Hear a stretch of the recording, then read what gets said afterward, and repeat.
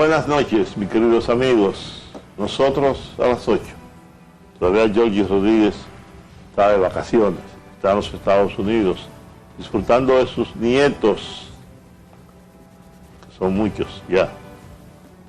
Nosotros esta noche tenemos una conversación con un viejo y querido amigo, presidente de la Confederación Nacional de Unidad Sindical, CNUS, Rafael Pepe Abreu.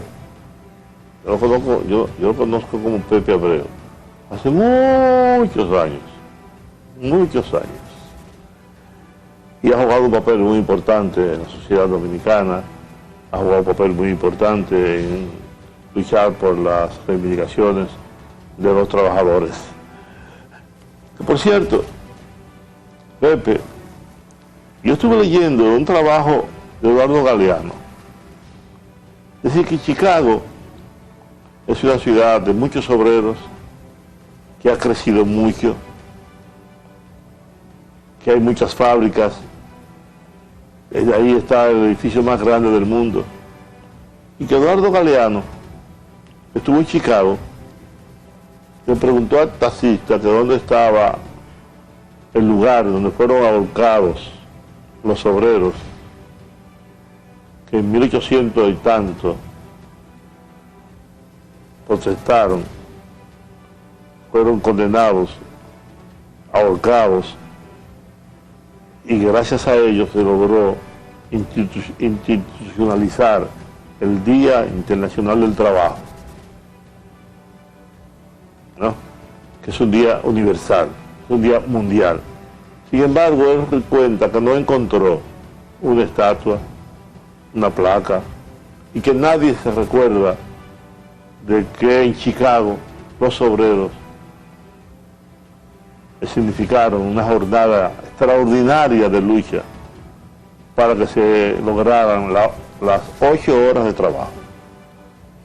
Hasta esa fecha, los obreros trabajaban 12, 14, 15, 16 horas y hasta más. Eran condiciones de esclavitud prácticamente, con salarios miserables. Y la clase obrera comenzó a hacer conciencia de clase, de su papel en la producción, de su papel en la historia.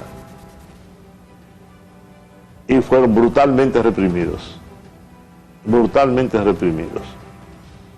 y un grupo fue apresado y condenado. Nadie recuerda aquella jornada de Chicago. El Día Internacional del Trabajo se celebra en todas partes menos en Estados Unidos. En Estados Unidos ese día se trabaja en un día normal. Sin embargo, en el resto, el Día Internacional del Trabajo es un día que se conmemora gracias a los obreros de Chicago. Perdone que haya dicho todo esto, que haya aprovechado la presencia de Pepe para decirlo, porque es una lástima que no recordemos aquella fecha tan importante. Buenas noches, perdóname Pepe, por esa introducción. No, esa introducción es magnífica y propia de un periodista como tú, ¿verdad? No un comunicador, periodista como tú, ¿verdad? Que ha profundizado en el estudio del tema como es. Y Juan, yo siempre le tengo que decir a los trabajadores que Estados Unidos, yo diría que inteligentemente sacó del calendario la fecha para sus fines, ¿verdad? Sí. Porque ellos no quieren ligar a un acto luctuoso el tema de esa recordación, que se da en su territorio. Pero me recuerda, Juan, que yo estuve precisamente con Rafael Santos, tu amigo Rafael Santos, en San Sebastián, en el País Vasco. Y yo le pregunto al muchacho que nos está sirviendo, un muchacho joven, si él sabe, si él conoce a Dolores Ibaruri Gómez, la pasionaria, Juan. Le pregunto, ¿verdad? Ese apellido, dice él, me parece vasco, pero yo no conozco a esa persona. Le digo, mire, aquí nació Dolores Ibaruri, ¿verdad? En este país, vasco. Un muchacho llamado Kepa, ¿verdad? Vasco. Y dice, voy a averiguar que al tiempecito viene el muchacho, Rafael, Juan, y me dice, mire, sí, esa señora nació en tal lugar, en tal sitio, y hay una pequeña estatua de ella ahí. Sí. ¿Tú ves? O sea que como que se juega un poquito, ¿verdad? Como al olvido, en muchos casos. Así es. Y ella no sabía de la existencia de esa señora.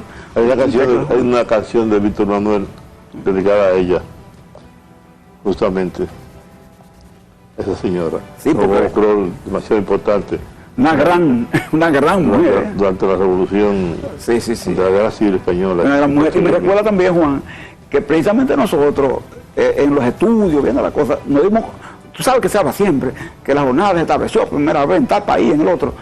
Pero nada, fue la revolución bolchevique, ¿verdad?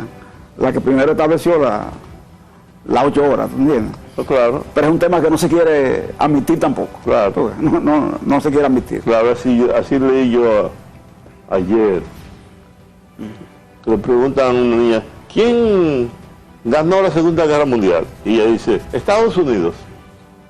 Hasta eso se ha distorsionado. Hasta eso. Estados Unidos no ganó la Segunda Guerra Mundial. Al fin y al cabo, los protagonistas fundamentales de la Segunda Guerra Mundial fueron los rusos.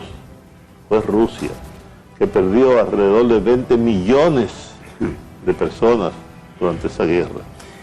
Se calcula que murieron entre 40 y 50 millones. Bueno, una gran parte de esos muertos lo aportó Rusia.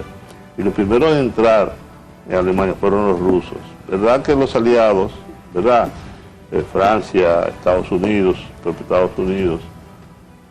y por supuesto los propios alemanes, pero la historia es otra. Pero bueno, nosotros venimos a hablar de historia. Esa es otra. ¿Cómo está el movimiento sindical dominicano en estos momentos? Juan, vamos. ¿Y tú cómo estás? Sí, bueno, yo voy ahí, tú sabes, lidiando con los temas de salud. Salud propios, claro. Pero de la era. Pero sobreviviendo. Del calendario. Sobreviviendo al calendario. Bueno, en estos días, precisamente nosotros hemos hecho un acto, ¿verdad? Precisamente conmemorando, ¿verdad? El 1 de mayo.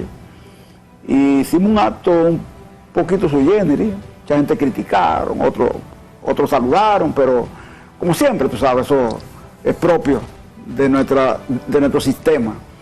El caso es que nosotros aprovechamos el tema para dar a conocer un pacto que nosotros firmamos con el presidente de la República. El presidente asistió a ese evento y ahí, en un encuentro de unos 1.500 dirigentes, ¿verdad?, a nivel nacional, de las 3 confederaciones, pues se firmó ese convenio. ¿Qué tuvo de interesante eso, Juan?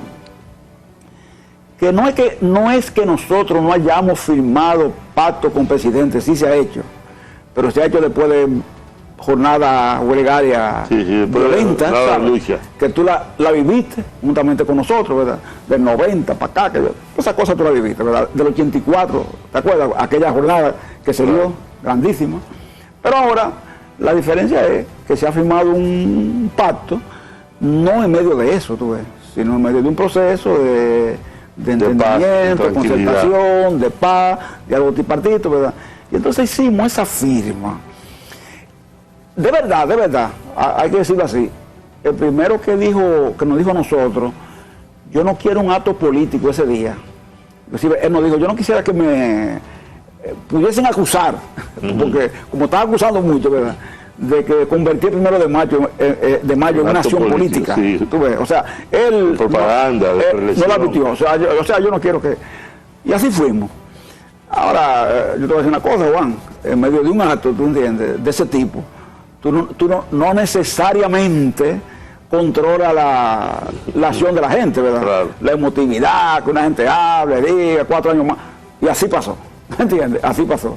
Pero en definitiva, cuando chequea el pacto, te das cuenta que su contenido es el tema salarial, seguridad social, código laboral, nuevas modalidades de trabajo, el tema referido a la indexación salarial.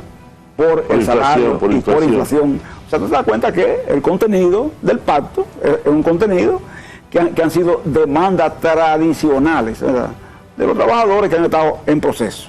Porque una de las cosas que el presidente hizo cuando llegó al poder, nuestra primera reunión fue en el 2020, ¿verdad?, acabando de llegar. Y una de las cosas que nos dijo a nosotros, mire, yo creo que en este país hay que luchar por devolverle al salario la capacidad de compra.